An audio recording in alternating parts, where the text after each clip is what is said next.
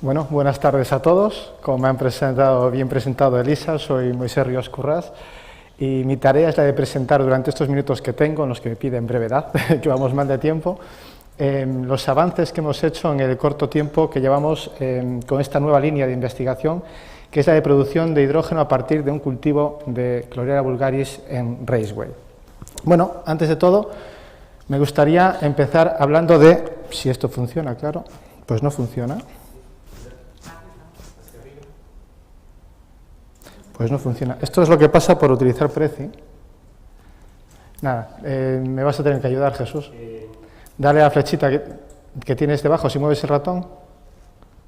Dale para adelante. Bueno, me gustaría hablar de cuáles son las motivaciones de este trabajo, ¿no? Y para eso tenemos que hablar otra vez, si puedes volver a pasar, de el cultivo o la instalación que tenemos, que tiene la Universidad de Vigo en las instalaciones del Consorcio de Aguas do Louro y en colaboración con Aqualia para la producción de Chlorella vulgaris con fines de bioremediación. En condiciones óptimas de trabajo, este Raceway tiene un volumen de cultivo de aproximadamente 17 metros cúbicos, de los cuales para mantener estas condiciones óptimas de cultivo es necesario retirar un tercio de su volumen de cultivo diariamente, es decir, diariamente estamos retirando 5,7 metros cúbicos de cultivo de microalgas. Bueno, pues esta nueva línea de trabajo, que es la de producción de hidrógeno, surge como una opción de revalorizar energéticamente este cultivo. ¿Puedes pasar a la siguiente? Bueno, una vez que sabemos dónde queremos llegar, tenemos que hablar de con qué especie estamos trabajando. Bueno, estamos trabajando con la clorela, de la que se ha hablado mucho a lo largo del día de hoy. No voy a hablar de su capacidad de bioremediación, pero sí voy a hablar de las propiedades que a nosotros nos interesan para la aplicación. Y es que según las condiciones de cultivo, esta microalga puede llegar a una concentración de azúcares de hasta un 55% de su peso seco. Es una concentración de azúcares elevadísima. Bueno, esto ya directamente nos hace pensar, teniendo en cuenta el tipo de cultivo que tenemos en Raceway, un sistema abierto donde puntualmente hay que retirar este volumen de microalga, no podemos tener un sistema en continuo, nos hace pensar en una vía de producción de hidrógeno mediante fermentación oscura, ¿vale? Debido a esa cantidad de azúcares y el tipo de cultivo que tenemos. Bueno, otra característica que a nosotros nos interesa mucho es la elevada dureza de su pared celular. ¿Por qué nos interesa? Porque, por un lado, la pared celular supone un problema, una barrera para el acceso a los azúcares, que son realmente la fuente de alimento de nuestras bacterias, que se encuentran en el interior de la microalga. Y, por otro lado, si vemos la pared celular más de cerca, vemos que está compuesta de celulosa, hemicelulosa y quitosano. Bueno, estos tres compuestos, aparte de proteínas, lípidos y minerales, pero bueno, estos tres compuestos son polímeros formados por diferentes monómeros de azúcar, que es realmente lo que nos interesa obtener. Entonces, por un lado tenemos una barrera que nos impide, esta pared celular, una barrera que nos impide acceder a los nutrientes, y ella, de por sí, son nutrientes potenciales para la producción de hidrógeno. Con lo cual, clásicamente, lo que se suele hacer es una hidrólisis, una ruptura de estos enlaces de puente de hidrógeno que unen nuestros azúcares, mediante dos métodos, dos vías. Una es la vía enzimática, que tiene un elevado coste económico por la producción de enzimas, lo que ello conlleva, además de un largo tiempo de tratamiento. Y la otra vía es una vía química, mucho más económica y de menor tiempo, que emplea ácidos para su ruptura. Bueno, desde el grupo de física aplicada hemos pensado en cómo mejorar estos dos procesos. Y para ello hemos planteado pretratar nuestras microalgas por diferentes vías para, por un lado, o bien reducir la cantidad de ácidos empleados y la temperatura empleada en el proceso, o bien reducir la cantidad de enzimas necesarias para la obtención de los azúcares que luego vamos a utilizar en la fermentación oscura. Estas vías son el empleo de líquidos iónicos, el empleo de nanoburbujas y el empleo de ultrasonidos. Si vamos directamente al empleo de líquidos iónicos, primero me gustaría introducir, para los que no conozcáis qué son los líquidos iónicos, en qué consisten. Bueno, los líquidos iónicos, aquí tenemos un ejemplo, ¿vale? Son sales formadas por un catión orgánico y un anión que puede ser tanto orgánico como inorgánico. Tienen que tener un punto de fusión inferior a 100 grados centígrados, es decir, nos podemos encontrar un líquido iónico que a temperatura ambiente es sólido, ¿vale? Pero, sin embargo, con tal de que funda a menos de 100 grados centígrados, estamos hablando de líquido iónico, y En características comunes a todos ellos, tiene una presión de vapor despreciable. Esto repercute directamente en la segunda propiedad de la que ahí hablo, que es la baja toxicidad, porque directamente, debido a su baja presión de vapor, no son volátiles, con lo cual no tenemos contaminación en medio atmosférico. Sin embargo, este asterisco viene porque ciertas sustancias tienen un cierto grado de toxicidad en medio acuoso, ¿no? Pero bueno, esto depende mucho de la sustancia y hay que estudiarlas cada una por separado.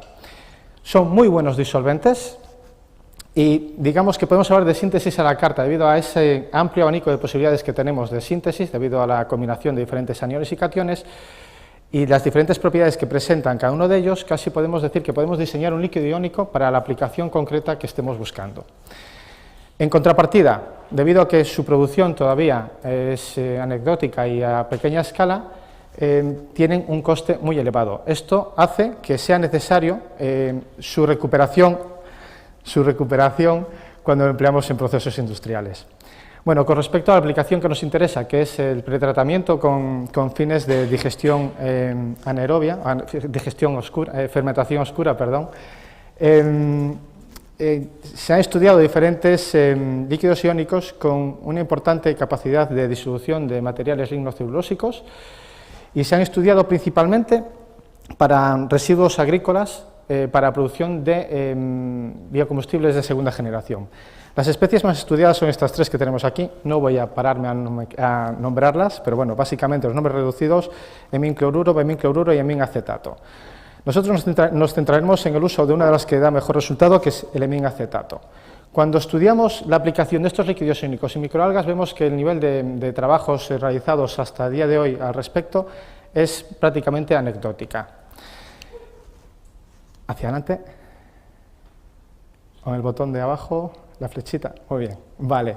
Quizás el trabajo más salientable al respecto sea el que se muestra aquí arriba, esta vía de pretratamiento que llevó a cabo el autor, los autores Zhou y colaboradores, en el que parten de la misma microalga de la que partimos nosotros, de la clorela, realizan un pretratamiento con hemin-cloruro para posteriormente realizar una hidrólisis. En esta hidrólisis en medio ácido consiguen reducir la cantidad de ácido habitualmente necesaria a más de la reducen un 55%, que es una cantidad muy elevada, ¿verdad? Posteriormente realiza la separación de los azúcares fermentables del líquido iónico, que luego hay que recircular por su elevado coste, mediante una técnica de cromatografía de exclusión iónica. Bueno, quizás lo que no tuvo en cuenta el autor es que cuando pretendemos escalar este trabajo de laboratorio a algo un poco mayor, como es lo que nos ocupa a nosotros, la separación mediante cromatografía de exclusión iónica no tiene mucho sentido. Para que nos hagamos una idea, el autor parte de 15 miligramos de clorela seca y para eso necesita una columna con resinas intercambiadoras de 1 metro de alto, con un coste elevadísimo de resinas, con lo cual a nivel industrial no tiene mucho sentido, ¿no? Entonces se hace necesario diseñar un método de separación más efectivo y de menor coste.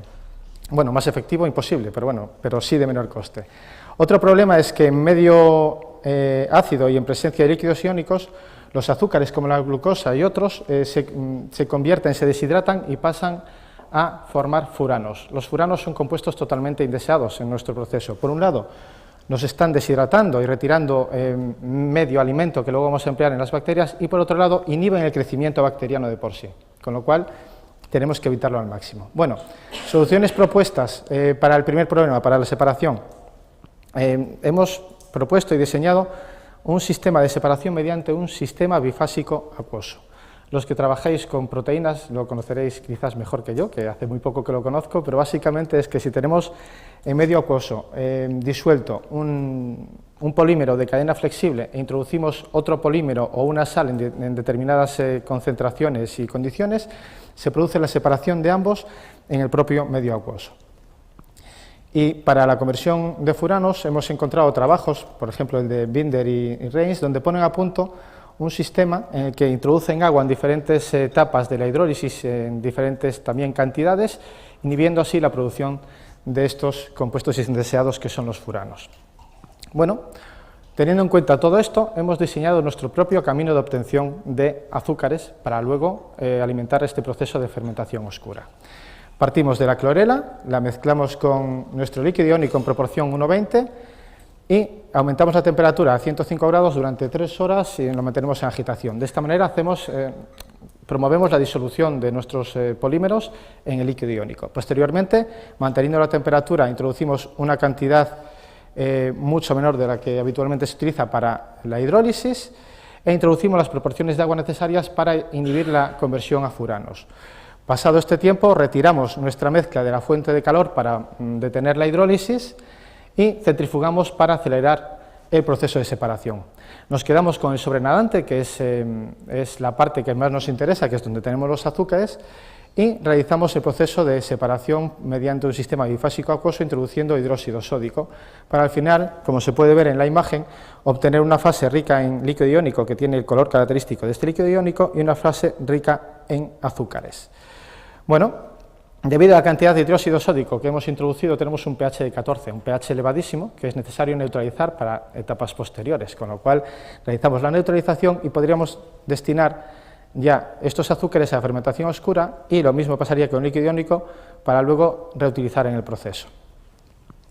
Bueno, inconvenientes que nos hemos encontrado en esta vía. Bueno, hemos intentado evitar el uso de ácido clorhídrico y finalmente, como introducimos hidróxido sódico para realizar la separación y luego es necesario neutralizarlo, finalmente nos hemos encontrado con que la cantidad de ácido empleada es mayor que la que emplearíamos si utilizásemos ácido solo desde un primer momento. Si bien es cierto que el gasto energético es mucho menor, porque también alcanzamos temperaturas mucho menores en el proceso. Otro problema que tenemos de esta mezcla de ácidos y bases, los ácidos y las bases que nosotros hemos elegido, es que se forma cloruro sódico como subproducto, que puede afectar también a la etapa de fermentación oscura. Trabajo futuro que hay en esta línea, bueno, mejorar el proceso de separación utilizando sales diferentes y quizás minimizar los subproductos que nos afectan en el proceso, o una búsqueda de un proceso alternativo de separación. Y también hay una línea futura muy interesante, que es la simulación molecular para el diseño de nuevos líquidos iónicos más efectivos que nos permitan utilizar quizás incluso menos cantidad de ácido. ¿Puedes pasar así? Muy bien. No, acabo en nada ya. Bueno, los otros dos pretratamientos propuestos todavía no han sido probados, pero son estos dos de aquí, el pretratamiento con nanoburbujas. ¿Qué son las nanoburbujas? Son burbujas de un tamaño inferior a 100 micras. Aquí tenemos un dibujo donde se puede ver la diferencia de tamaño entre unas y otras. Debido a esta diferencia de tamaño, también presentan menor flotabilidad, con lo cual su tiempo de permanencia en el medio líquido es mucho mayor. De esta manera, podemos afectar más al medio de cultivo, o bien utilizar nanoburbujas de compuestos diferentes al aire para afectar a estas microalgas, ¿no? Otro pretratamiento propuesto es el pretratamiento con ultrasonidos. El doctor Legido explicó muy bien qué eran los ultrasonidos, pero básicamente el efecto de los ultrasonidos es que cuando aplicamos estas ondas de frecuencias bajas a un medio líquido, se generan burbujas de cavitación. Las burbujas de cavitación se van expandiendo y contrayendo hasta que llega un momento en que implosionan sobre sí mismos y alcanzan en ese momento temperaturas locales y puntuales de hasta 5.000 grados centígrados y presiones de hasta 500 bares. La cantidad de energía y las fuerzas de cizalla que se producen cuando se produce esta implosión sobre una superficie provocan la desintegración celular. Y por último, quiero presentar el diseño, bueno, que ya hemos puesto en marcha en el laboratorio para la generación de hidrógeno a pequeña escala para probar nuestros experimentos. Y nada, consiste de es un reactor tipo batch en discontinuo, que consiste de una placa calefactora agitadora con control de temperatura, donde tenemos un baño termostático para tener la temperatura controlada, la temperatura que necesitamos, que como ha dicho antes Alejandra Ferreiro, es aproximadamente de 37 grados centígrados para la bacteria que nos interesa, que es del género Clostridium. Y bueno, luego en nuestro reactor tenemos nuestra mezcla, tenemos un punto de inyección de bacterias o de retirada de muestras, tenemos agitación y luego la zona donde se produce hidrógeno, este hidrógeno es canalizado a través de estas tuberías y burbujeado a un tanque que previamente está lleno con agua, y el hidrógeno desplaza este agua que es evacuada por esta tubería de aquí. Y bueno, esto es todo el trabajo que hemos realizado hasta el día de hoy.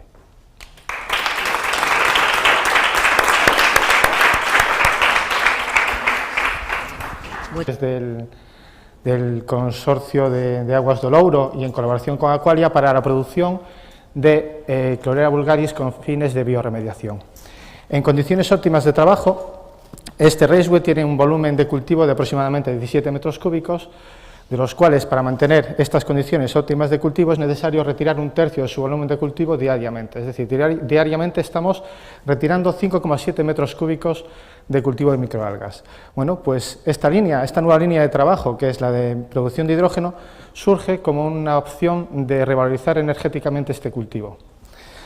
¿Puedes pasar a la siguiente? Bueno, una vez que sabemos dónde queremos llegar, tenemos que hablar de qué especie, con qué especie estamos trabajando. Bueno, estamos trabajando...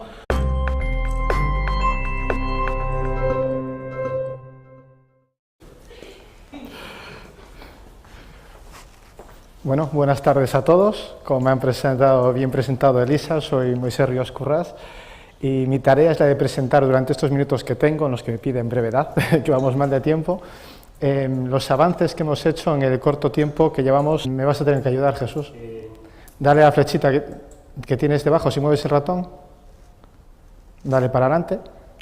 Bueno, me gustaría hablar de cuáles son las motivaciones de este trabajo. ¿No? Y para eso tenemos que hablar otra vez, si puedes volver a pasar, de el cultivo o la instalación que tenemos, que tiene la Universidad de Vigo en las instalaciones con esta nueva línea de investigación, que es la de producción de hidrógeno a partir de un cultivo de Clorella vulgaris en raceway. Bueno, antes de todo, me gustaría empezar hablando de, si esto funciona, claro, pues no funciona. Pues no funciona. Esto es lo que pasa por utilizar Prezi. Nada.